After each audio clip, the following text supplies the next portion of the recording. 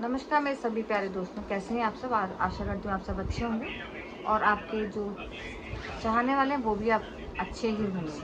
तो आज मैं बात करूँगी मुरादाबाद साइबर क्राइम के बारे में कि नेपाल से दो लड़कियां आती हैं अपने फ्यूचर को यानी कि अपने यहाँ नौकरी की तलाश में कि यहाँ आके काम करेंगे और हम अपने घर कुछ पैसा भेजेंगे जिससे कि हमारी आर्थिक स्थिति ठीक हो जाए। तो वो यहाँ आती हैं नोएडा और नोएडा में एक नाजिन से मिलती हैं। तो वो उनको काम देता है, सिखाता है, जो कि नाजिन जो काफ़ी सारी भाषाएं जानता था, तो हर तरह की भाषा में वो बात कर लेता था और बड़ी मजबूती से बात करता था। तो वो उनसे मिलती है और उनसे मिलने के बाद दोनों नेपाली लड़कियां उनसे मिलती है। उनसे मिलने के बाद उसको 1.5 लाख रुपये महीना वो नौकरी पर रखता है और उनसे तरह तरह के काम करवाने वाला होता है, जो कि उनको तब स्टार्टिंग में नहीं पता होता कि वो क्या करवाने वाला होता है। लेकिन वो 1.5 लाख रुपये की नौकरी देख के वो सुन के शौक हो जाती हैं और उसे काम करने लगती हैं। तो वो जब वहाँ काम करती हैं तो ये जो घटना है ये मुरादाबाद के एक साइबर क्राइम की है, जिसे मैं आपको फुल वीडियो बताऊंगी। तो प्लीज़ वीडियो को स्किप मत कीजिएगा, पूरा देखिएगा। अगर आपको मेरा वीडियो अच्छा लगेगा तो एक लाइक जरूर कीजिएगा। चैनल पर नए हैं तो प्लीज़ सब्सक्राइब कीजिएगा, ज़्यादा शेयर कीजिएगा और कहाँ मेरी मिस्टेक है वो आप मुझे ज़रूर बताइएगा। तो मैं वीडियो स्टार्ट करती हूँ और प्लीज़ आप पूरा देखिएगा। ये बात है मुरादाबाद साइबर कैफे की। नेपाल से आई दो युवतियाँ नाइजीन युवक से रची ठगी के जाल में फंस जाती हैं, जहां पे उन्होंने 94.78 लाख की लूट करी। मुरादाबाद उत्तर प्रदेश से आई ये इस चौंकाने वाली घटना से सभी साइबर चौंक गए, पुलिस भी चौंक गई कि 74.78 लाख की ठगी में 2 नेपाली और एक नाइजीन को गिरफ्तार किया गया। यह पूरा खेल एक शादी की वेबसाइट से शुरू होता है, जहां पीड़ित को झूठे प्यार के जाल में फंसाया जाता है और उसे काफ़ी सारी रकम वहां से ऑनलाइन ट्रांसफ़र की जाती है। ये नाइजीन जो है वो सभी लोगों को ऐसे काफ़ी देशों में, उसने काफ़ी शहरों में उसने ऐसा कर रखा था। दिल्ली नोएडा में वो फर्जी पते, फर्जी बैंक आधार और काफ़ी सारी चीज़ें, पैन कार्ड, आधार कार्ड बनवाता है जिससे कि वो फर्जी तरीके से अकाउंट खुलवा सके और हर जगह ऐसे बंदे खड़े कर देता है जिससे कि ठगी के वो शिकार बन जाते हैं। तो ये जो ठगी का ये जो मामला सामने आया मुरादाबाद का है और ये इसी बीच में मुरादाबाद शादी की वेबसाइट से शुरू होता है। एक विदेशी लड़की होती है जो कि व्हाट्सएप के ज़रिए बातचीत करती है और वो भारत में शादी करना चाहती है। तो ये इस नाइजीन के कहते हैं ना हत्या चढ़ जाती है और उसने शादी का झूठा वादा करता है और उससे काफ़ी सारी ठगी अपने अलग अलग खातों में जमा करता है। और ये युवतियाँ अलग अलग खाते पे अकाउंट खुलवाती हैं और उसमें पैसा लेती हैं और उस नाइजीन को देती हैं।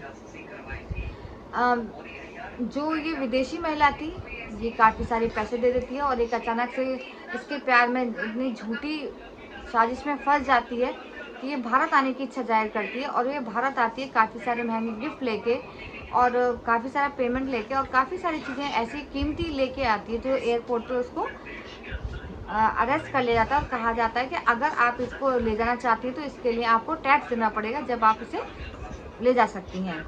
तो वो महिला खुद परेशान होती है, लंदन की रहने वाली महिला होती है और उसने दावा किया कि भारत में आकर वो शादी करना तक चाहती है, जैसे कि मैंने आपको बताया।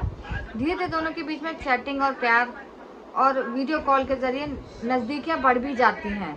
कुछ समय बाद महिला ने कहा कि मैं भारत आ रही हूँ, लेकिन एयरपोर्ट पर कस्टम विभाग ने उन्हें रोक लिया, जैसे कि मैंने अभी पहले आपको बताया। रोक लेते हैं, लेकिन एयरपोर्ट पर कस्टम विभाग से उसे रोक ले क्योंकि उसके पास काफ़ी सारी कीमती जेवर होते हैं, डॉलर होते हैं और ज्वेलरी होती है। तो वो कहते हैं कि आप इसको टैक्स भरिए और आप ले जा सकते हैं। कुछ समय बाद महिला ने कहा, उस पीड़ित ने कहा कि अगर वह छुड़ाना चाहते हैं तो उसे कस्टम चार्ज टैक्स भरना होगा, जैसे कि मैंने आपको बताया। शुरू में हुआ पैसे ठगने का सिलसिला। महिला के बहकावे में आकर पीड़ित ने कई बार ऑनलाइन ट्रांजैक्शन किए। अगर उसने कहा कि custom clients charge and money entry, international tax और गिफ्ट रिलीज पेमेंट, इन सब नामों पर रकम वसूली गई। धीरे पीड़ित ने लगभग 94.78 लाख रुपए अलग अलग खातों में ट्रांसफर भी कर दिए। पुलिस की कार्रवाई से खुला सारा मामला। शिकायत दर्ज होती है तो उसने साइबर क्राइम थाने में शिकायत दर्ज कराई उस महिला ने जो लंदन से आई थी। पुलिस की जांच के अनुसार बैंक ट्रांजैक्शन व मोबाइल डिजिटल ट्रेस किए गए, जिसे ट्रेस किए गए तो उसमें ये पता पड़ा कि खाते जो हैं अलग अलग तरीके से पुलिस ने जांच शुरू की, ट्रांजैक्शन मोबाइल सब देखा और नेटवर्क को चला रहा था जो इसका मास्टरमाइंड था। ये नाइजीरियन युवक का मास्टरमाइंड निकला जो दो विदेशी से पूरे नेटवर्क को चला रहा था। वह विदेश से पूरे नेटवर्क को चला रहा था। नेपाल की 2 युवतियां बैंक खाते खुलवा कर पैसे उसमें डलवाती थी और आगे भेजने का काम करती थी। बैंक डिजिटल बरामद किए गए। जांच में सामने आया अंतर्राष्ट्रीय कनेक्शन, जहां जांच में सभी सामने आई मामले जो सामने आए, ये गैंग अंतर्राष्ट्रीय साइबर कैरियर गिरोह से जुड़ा हुआ था जो भारत में अलग अलग राज्यों के लोगों को फर्जी दस्तावेज, रिश्तेदारों और गिफ्ट के नाम पर ठगता था। अगर कोई विदेशी महिला या ऑनलाइन अचानक से आपसे पैसे मांगे तो समझ लीजिए साइबर फ्रॉड करने का जाल रच रहा है।